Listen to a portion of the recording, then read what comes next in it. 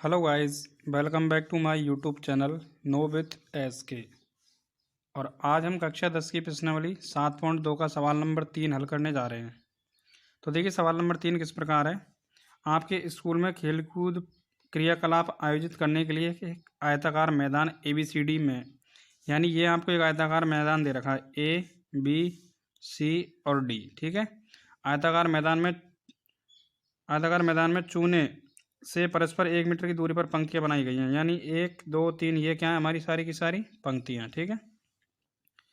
और दूरी पर 100 मीटर गमले रखे हुए हैं, यानी ये जो गमले रखे हुए हैं ये कितने हैं, 100 मीटर के हैं। ठीक है।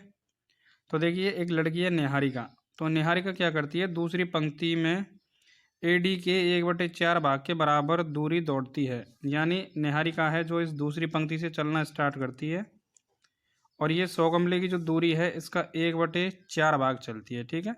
तो इसको कैसे लिखेंगे, 1/4 भाग को। ठीक है। तो देखिए, जो निहारिका है वो दूसरी पंक्ति से चलती है। ठीक है। और ये जो AD जो दूरी है इसका 1/4 भाग चलती है। ठीक है। तो AD जो दूरी है इसमें कुल कितने गमले रखे हुए हैं, 100, यानी ये 100 मीटर की दूरी है। और 100 मीटर का कितना चलती है वो 1/4। तो 100 का मतलब होता है गुणा 1/4, यानी कितनी दूरी चलेगी, 25 मीटर। ठीक है। यानी निहारिका दूसरी पंक्ति से चलकर और 25वें नंबर का जो गमला है वहाँ पर जाके रुक जाएगी। ठीक है। फिर एक दूसरी लड़की है प्रीत, जो 8वीं पंक्ति से चलना स्टार्ट करती है, यानी इस 8 से चलना स्टार्ट करती है। और ये जो गमले की दूरी है AD इसका 1/5 भाग चलती है। ठीक है। यानी 100 का मतलब होता है गुणा 100 का 1/5 भाग चलती है। 5 से इसको काटेंगे तो कितनी बार कट जाएगा, 20 बार। तो इसके निर्देशांक कितने हो जाएंगे, प्रीत के X अक्ष पर कितना चली है, 8, और Y अक्ष पर कितना चली है, 20। भाई हम ऐसा मान लेते हैं कि यहाँ पर 20 गमले हैं। ठीक है। क्योंकि यदि A से और D तक 100 गमले बनाएंगे तो ये तो पूरी कॉपी में ही आ जाएंगे। तो हम मान लेते हैं कि यहाँ पर 20 है, तो ये 8 से चलती है और 20 पर जाकर रुकती है। यानी इस प्रीत के निर्देशांक है 8, 20, और जो निहारिका है इसके निर्देशांक है 2, 25। ठीक है। अब कह रहा है हमसे सवाल में कि A और B के बीच की दूरी ज्ञात कीजिए। ठीक है। तो बीच की दूरी निकालने का सूत्र क्या होता है, दूरी बराबर AB x2 - x1 का whole square plus y2 - y1 का होल स्क्वायर। ठीक है। तो x1 ये रहा, y1 ये रहा, x2 ये रहा और y2 ये रहा। तो 8 - 2 कर देंगे, 8 - 2 का स्क्वायर प्लस y2 कितना है, 20 - 25, तो 20 - 25 का होल स्क्वायर। ठीक है। 8 में से 2 घटाएंगे तो 6 का स्क्वायर प्लस 20 में से 25 घटाएंगे तो -5 का स्क्वायर बराबर 6 का वर्ग 36 प्लस 5 का वर्ग 25। दोनों को जोड़ेंगे तो कितना आ जाएगा, √61। यानी A से और B की जो बीच की दूरी है वो कितनी है, √61। ठीक है। आगे देखिए, आगे सवाल में क्या क्या रखा है।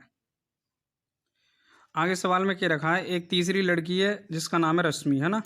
यदि रश्मि को एक नीला झंडा इन दोनों झंडों को मिलाने वाले रेखाखंड पर ठीक आधी दूरी, यानी ये जो A और B आए थे हमारे बिंदु, उनके ठीक बीच में यानी आधी दूरी पर गाड़ना हो तो वह अपना झंडा कहाँ पर गाड़ना चाहिए, यानी वो अपना झंडा कहाँ पर गाड़ेगी। ठीक है। तो हमसे सवाल में कहा गया था कि A और B के बीच में झंडा गाड़ना है, तो हम मान लेते हैं वो बिंदु ये है जहाँ पर उसको झंडा गाड़ना है। तो A और B के बीच का बिंदु यानी मध्य का बिंदु कौन सा है, ये हमने मान लिया इसका नाम है P। ठीक है। तो हमें बिंदु P के निर्देशांक और ज्ञात करने हैं। तो मध्य बिंदु का सूत्र क्या होता है, देखिए यहाँ पर लिख दिया है AB का मध्य बिंदु, यानी मध्य बिंदु क्या होता है, मध्य बिंदु के निर्देशांक होते हैं हमारे x1 + x2/2 और y1 + y2/2। ये हमारा मध्य बिंदु का सूत्र होता है। ठीक है। तो A के निर्देशांक ये रहे, B के निर्देशांक ये रहे। हमने कोई बिंदु मान लिया P जिसके निर्देशांक हमने मान लिया x, y है, यानी हमें P का मान निकालना है, P के निर्देशांक निकालने हैं। ठीक है। तो P के निर्देशांक कैसे निकलेंगे, ये मध्य बिंदु का सूत्र लिख दिया, x1 + x2/2, y1 + y2/2। तो x1 y1 x2 y2। तो x2 कितना है, 8, और x1 कितना है, 2, तो 2 + 8/2, y1 + y2। तो y1 कितना, 25 प्लस y2 है 20, तो 25 + 20/2। आगे इसको थोड़ा हल करेंगे तो 10/2, 45/2। 10 में 2 का भाग देंगे तो कितना आ जाएगा, 5, 2 का भाग 45 में देंगे तो कितना आ जाएगा, 22.5। ठीक है। यानी जो रश्मि है वो अपना जो झंडा बीच में गाड़ेगी उसके जो निर्देशांक आएंगे वो आएंगे हमारे 5, 22.5, यानी 22.5। ठीक है। तो ध्यान रखना मध्य बिंदु का सूत्र होता है x1 प्लस x2 बटे 2 y1 प्लस y2 बटे 2। ठीक है, तो अब देखिए सवाल नंबर 4 करते हैं। नेक्स्ट सवाल नंबर 4 में कह रहा है बिंदु -3, 10 और 6, -8 को जोड़ने वाले रेखाखंड को बिंदु -1, 6 किस अनुपात में विभाजित करता है। यानी ये कोई दो बिंदु दे रखे हैं -3, 10 और 6, -8। इन दोनों बिंदुओं को जो जोड़ने वाला रेखाखंड है उसको ये वाला बिंदु यानी -1, 6 किस अनुपात में विभाजित करता है। ठीक है, तो देखिए यदि कभी सवाल में ये पूछेगा कि किस अनुपात में विभाजित करता है तो हम हमेशा क्या मानेंगे, माना बिंदु -1, 6 रेखाखंड को के अनुपात 1 में विभाजित करता है। यानी कभी भी यदि हमें अनुपात मानने हैं कि किस अनुपात में विभाजित करता है तो हम क्या मानेंगे, के अनुपात 1। ठीक है, तो बिंदु कौन सा हमारा, ए बिंदु ये मान लिया हमने -3, 10 और बी बिंदु कौन सा मान लिया 6, -8। ये x1 y1, ये x2 है, ये y2 है। ठीक है, और अनुपात हमने मान लिया कौन से, के अनुपात 1। ठीक है, तो ये के किसका मान हो जाएगा, m1 का मान, और ये एक किसका हो जाएगा, m2 का मान। ठीक है, और ये जो p है ये p के निर्देशांक हमें दे रखे हैं कितने, -1, 6, ये लिख दिया। ठीक है, अब लिखेंगे सूत्र लिखेंगे पहले x, y बराबर m1 x2 plus m2 x1 बटे m1 plus m2, m1 y2 plus m2 y1 बटे m1 प्लस m2। ठीक है, तो x का निर्देशांक कितना है, -1, तो -1, y का निर्देशांक कितना है 6, तो 6 लिख देंगे।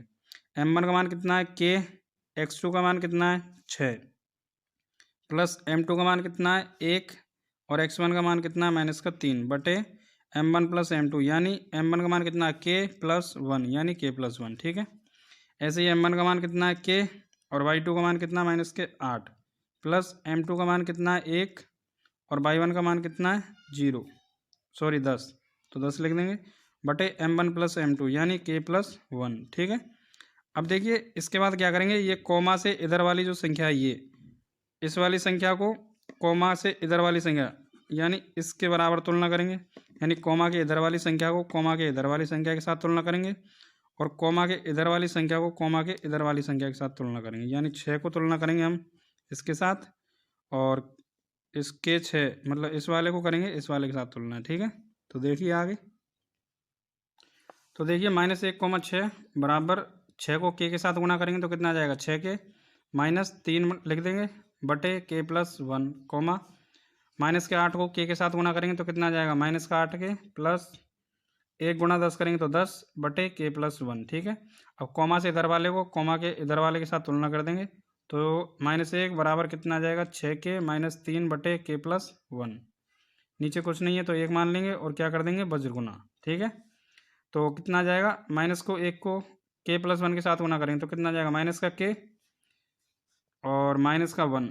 ठीक है, बराबर 6 के -3 को 1 के साथ गुणा करेंगे तो कितना आ जाएगा, 6 के -3।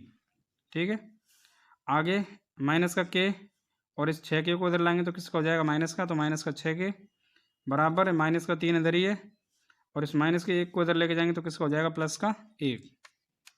ठीक है, तो माइनस का k और माइनस के 6 के कितने हो गए, माइनस के 7 के बराबर ये माइनस का 3 और प्लस का 1 तो कितना हो गया, माइनस के 2। तो माइनस से माइनस काट देंगे तो कितना बच गया, 7 के बराबर 2। और अब हम यहाँ से यदि k का मान निकालेंगे k तो k बराबर कितना हो जाएगा, 2/7 यानी k का जो मान आएगा वो हमारा कितना आएगा, 2/7। ठीक है, तो हमसे पूछा गया था कि किस अनुपात में विभाजित करता है तो k की जगह कितना आ जाएगा, 2/7। जैसे यहाँ पर ये लिखा हुआ था कि हमने किस में विभाजित किया था, k अनुपात 1 में, तो k की जगह कितना आ जाएगा, 2/7। ठीक है, तो देखिए अगला सवाल नंबर 5।